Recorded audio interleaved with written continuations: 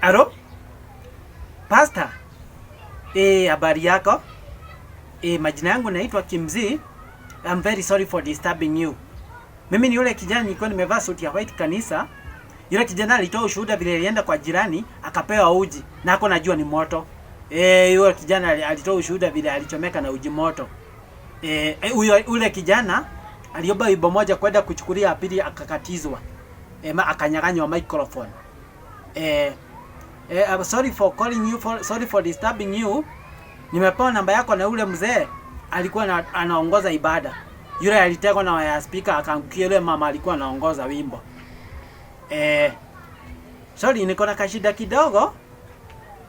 Niko na shida kidogo. Kume happen hivi hata nimerealize saa hii ndio nimerealize.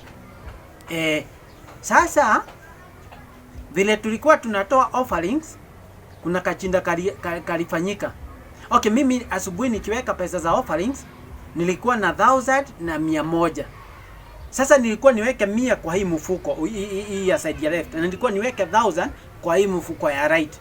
Sijui niliconfuse aje, 1000 nikaweka kwa hii mfuko ya left, 100 nikaweka kwa hii mfuko ya left. Unajua mimi natoaga sadaka kwa hii mfuko ya side ya left. Hapa ndipo natoanga sana na ndipo nawekanga sadaka hata zile sande zingine. Mimi leo sijui kulifanyika aje, mimi nikachanganyikiwa. Sasa by mistake kumbe niliweka 1000 hii mfuko natoanga sadaka. Na hiyo 1000 ndio nilikuwa nifanye nayo shopping leo, hata haikuwa yangu, nilikuwa nimepewa na mama. Hata amenifuria vibaya sana saa hii. Sasa ndio nilikuwa nakuuliza kwa sababu nilitoa sadaka na sio nilikuwa nataka kutoa kama unaweza nitumia 900 kwa sababu nilikuwa nitoe 100. Naona sasa niko na 100 ndio nilikuwa nakuuliza kama unaweza nitumia 900. Please. Mimi nakuomba tu please nitumie 900. Niwe nimetoa sadaka ya 100. Please mimi nakuomba pastor. Najua nimekosea lakini mimi nakuomba please. Nimesema please mara kama 5. Please. Okay. Najua ni watu wengi wanatoa maelfu lakini yangu niyo nimeandika nini? Yangu niyo nimeandika Chelsea. Nimeandika Chelsea na kalamu ya blue. Hiyo ndio nilitoa.